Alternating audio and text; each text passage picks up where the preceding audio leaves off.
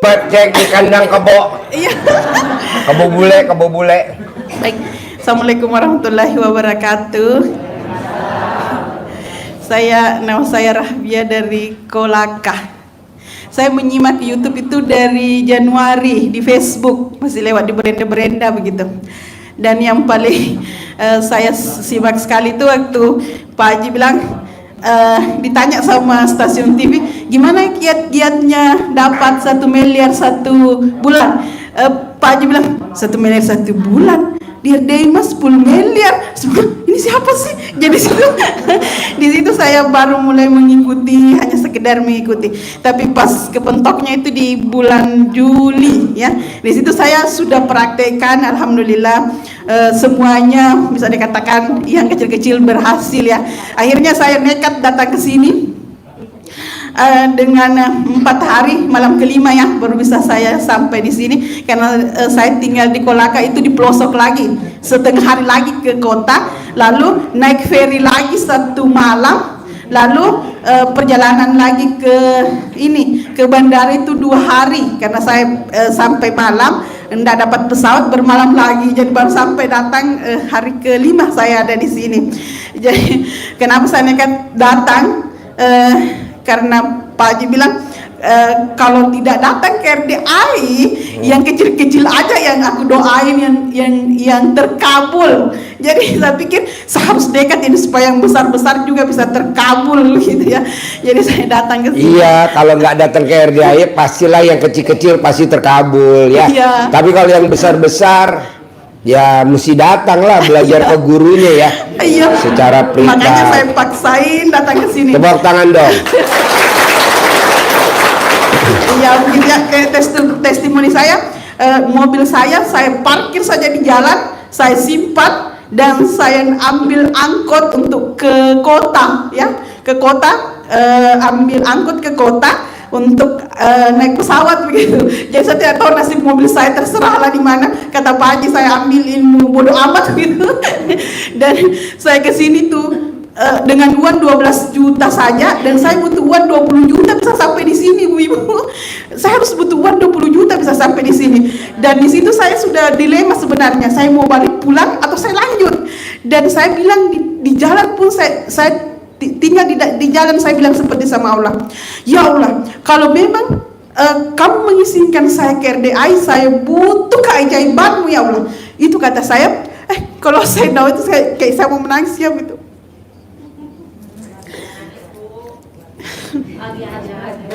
Okay.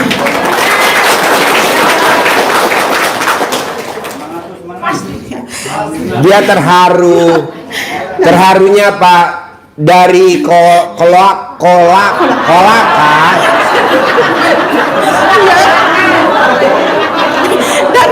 dari Kolaka perjuangannya ke RDI itu 4 hari, dari Minggu, Senin, Selasa, nih hari Rabu, nih Kamis, 4 hari.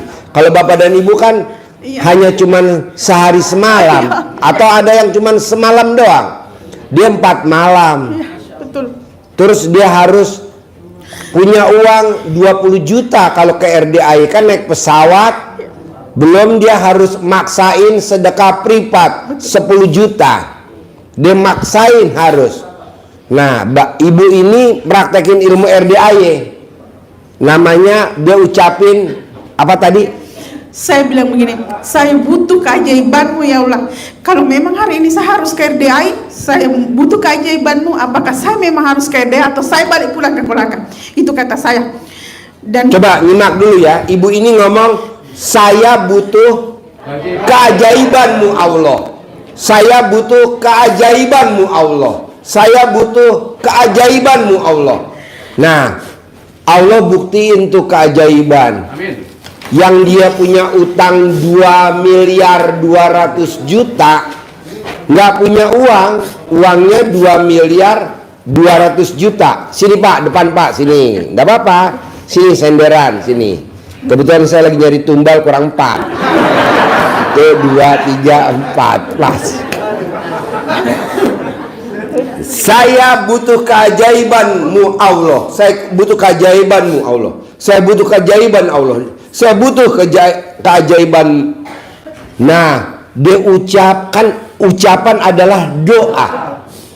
Ulang lagi, ulang lagi, ulang lagi. Utangnya 2.200.000.000. Gimana mau privat? Privatnya wajib 10 juta, sedekahnya wajib. Belum penerbangannya, pulang pergi berapa? Belum dia kolakal masih di dalam lagi. Butuh 1 hari, 1 malam. Kan ini perjuangan luar biasa, ya. Yes, makasih ya bos. Wow, makasih ya. Yuk duduk sini, saya kurang 6 tumbalnya. Akhirnya ucapan adalah doa. Yang diucap ibu itu tadi, saya butuh keajaiban dari Allah. Saya butuh keajaiban. Nah, mau saya kalau dia terkabul, coba bapak dan ibu ucap kata-kata itu. Saya butuh keajaiban Allah. Saya perlu 10 miliar untuk bangun pabrik. Saya butuh 10 miliar untuk bikin bengkel motor. Saya butuh 10 miliar untuk bikin bengkel motor. Saya butuh 100 miliar buat bikin showroom mobil. Saya butuh keajaiban Allah. Nanti Allah kasih keajaiban. Bisa? Ah, jadi ibu waktu itu ngomongnya apa? Coba biar coba gimana? Ya begini, waktu itu saya menangis ya, tapi saya langsung hapus air mata saya. Saya katakan air mata ini tidak akan membantu saya tidak butuh air mata ini. Saya genggam tangan saya, lalu saya katakan, saya butuh keajaibanmu ya Allah. Kalau memang hari ini saya harus pulang kembali, saya pulang, karena memang uang saya tidak bisa cukup kalau hanya cukup segini. untuk ke Bogor. Ya, sini Pak, maju Pak, depan Pak, sini. Ya, terus saya berpikir begini, kalaupun saya punya uang untuk ke sini, terserah, pulangnya nanti aja. Nanti saya begini, saya sudah masa bodoh ya. Yang penting saya sudah punya tiket untuk ke RDI. Terserah kalau ke RDI mau pulangnya, terserah bagaimana. Nanti saya di sana saya berpikir bagaimana pulang, kata saya kan seperti itu. Yang penting saya ke sini dulu. Tepuk tangan dong, luar biasa. Nah, saya mau Bapak dan Ibu seperti ibu ini dari Kolaka. Maksudnya gini, kekuatan keyakinannya harus tingkat dewa. Ini kan enggak. Selalu yang diomong, bisa gak ya saya ke RDAY? Ya Allah, nggak ada kata bisa gak ya. Pasti bisa. Betul. Pasti bisa. Pasti sampai. Pasti bisa. Pasti sampai. Itu jangan bilang bisa gak ya saya ketemu Pak Haji Dwi. Nggak bisa, kita cuma papasan doang di bawah. Saya mau ke ruangan privat khusus yang sedekah 10 juta, Bapak dan Ibu cuma duduk di terpat, cuma mandang doang. Saya maunya Bapak dan Ibu harus masuk juga di situ. Seperti Ibu tadi privat, kita ngobrol lama ya, bertiga ya sama suaminya. Enak ngobrol. Ini kan enggak, Bapak dan Ibu sambil mandang-mandang, itu Pak Haji Di bukan ya? Ya elah. Pasti bisa. Pasti bisa begitu. Kalau bapak-bapak mungkin pasti ngaceng, pasti ngaceng gitu, maksudnya bisa ngaceng. Tadi kan ada yang nggak bisa ngaceng kan, ya dari Kendari. Nah, lanjut Bu. Oke. Jadi di situ saya tidak tahu kenapa saya langsung pegang HP dan terakhir nomor yang saya tekan itu saya langsung bilang begini, tolong minta dong nomor kakakmu, kata saya begitu. Dan ini adalah orang yang tetangga saya dari kecil ya, masih kecil, tapi dia sudah tidak ada, dia di Jakarta itu. Jadi dia bilang oke, katanya. Jadi tapi kamu jangan telepon dia di pagi, nanti siang. Tapi waktu itu masih jam 9, kata saya. Jadi saya hanya bilang begini, ping, saya bilang ping kan. Langsung dia bilang begini, langsung dia respon saya, ya kenapa? Saya katakan begini, saya bisa minta tolong enggak? Dia bilang, iya kak bisa. Langsung saya bilang, bisa beliin saya tiket pesawat? Langsung dia bilang begini, bisa kak. Langsung kata, kok bisa? Kayak di situ saya kayak bagaimana ya ketika sesuatu yang kita harapkan dan itu ada respon begitu. Langsung saya bilang begini, tapi saya 2 orang, kata saya. Langsung dia bilang, tidak apa-apa. Langsung saya katakan lagi begini, ini serius? Langsung dia bilang, iya kak serius. Langsung saya bilang lagi, langsung baru dia bertanya, mau penerbangan kemana? Kata saya, Makassar ke Jakarta. Langsung dia bilang, oke, saya ambilnya kapan? Tapi saya bilang begini, nanti pulang saja baru bayarkan saya, karena ini saya sudah beli tiket. Padahal saya tidak beli tiket, saya cuma tidak enak saja kalau saya harus dibayarkan lagi ke sini kan. Jadi saya bilang, ini saya sudah kalau ke Makassar, Jakarta saya sudah punya, kata saya. Padahal saya belum punya. Langsung dia bilang begini, oke, kalau begitu nanti mau pulangnya baru dibelikan, baru saya belikan ya. Tadi dia suruh kirim nomor rekening tadi, baru-baru ini bilang nomor rekening, nanti uang dia kasih saya, katanya. Itu oke. Terus setelah itu matikan HP. Saya sudah yakin di situ bahwa saya sudah punya signal ya. Saya sudah punya signal ini untuk RDI. Saya tidak boleh mundur. Saya harus bagaimana caranya? Karena saya tadi sudah mengaku bahwa saya sudah punya tiket, padahal saya tidak punya tiket untuk ke sini. Saya tidak enak saja kalau saya dibayarkan semua. Nggak apa-apa, itu namanya kalau di Al-Quran ayatnya, berprasangka baiklah kepadaku. Iya. Terima kasih Tuhan, utang saya yang 10 miliar sudah Allah lunasi. Terima kasih Allah, terima kasih Tuhan. Padahal belum dilunasi. Belum, saya belum pegang. Nanti Tuhan kebakaran jenggot di atas sana. Iya. Ini manusia langka ini. Iya. Akhirnya beberapa menit kemudian saya punya grup ya, di grup itu semua nanyain saya, kamu di mana, kok berapa hari ini aku ndak lihat, begitu kan.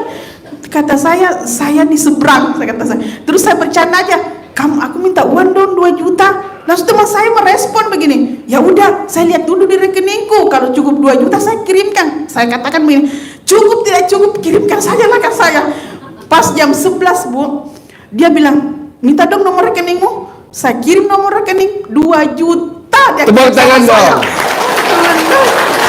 Dan benar Pak, itu saya bilang sama suami saya, terserah, karena ini uang 12 juta, ini bukan uang saya juga ya Pak, tapi ini uang tiket saya. Kan saya punya mobil ekspedisi ya. Kalau mobil ekspedisi kan kalau menyeberang lewat ferry itu kita harus bayar kan, tapi saya tidak bayar Pak. Saya tidak bayar. Tepuk tangan dong. Saya mau pakai ke sini. Jadi saya bilang, terserah. Itu kan kalau kita tidak bayar, nanti kalau pulang kita tidak diterima lagi karena tidak bayar tiket, katanya diselewengkan lawan tiket itu kan. Dan itu adalah pendapatan saya satu-satunya Pak. Kalau saya tidak menyeberang, saya tidak dapat pendapatan begitu. Tapi saya nekat saja, sudahlah, simpan saja mobil itu. Kata Pak Haji tadi bilang, ambil ilmu masa bodoh ya. Ada ilmu RDI yang manjur, namanya ilmu bodoh amat. Iya, bodoh amat ya. Ambil bodoh amat, kata saya.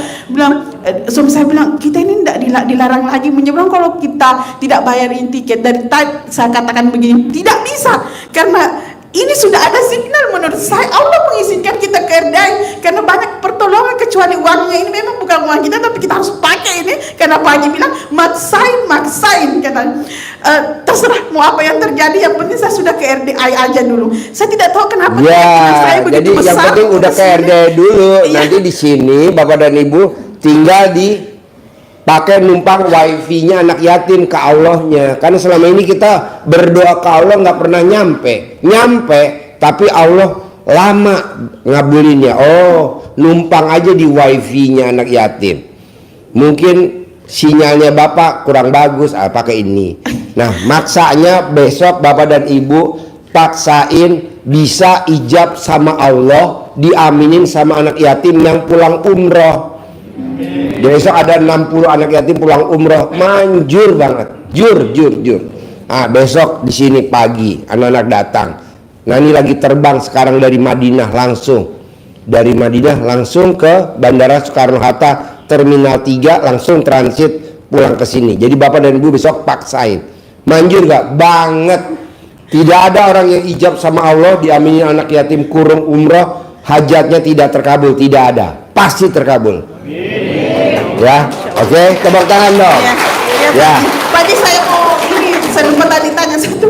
Terus saya kalau mau menyeberang mobil saya terus di blacklist di sana, apa yang harus saya? Nggak mungkin di blacklist, nggak mungkin. Iya. Kan ucapan adalah doa, jangan ngomong di blacklist. Iya, makanya saya bilang gitu. Tidak. Nanti kita di blacklist di sana sudah. Tidak. Yang nanti plat nomor, jadi nanti copot celana dalam kamu, celana dalamnya tutup plat nomor kamu pakai celana dalam. Gitu ya. Tapi kita ditandai, wah itu tuh. Waduh. Enggak mungkin. Oh, Karena iya. itu cara dalam kamu nutupin plat nomor. Sip, tepuk tangan dong. Oke, makasih ya. Ya.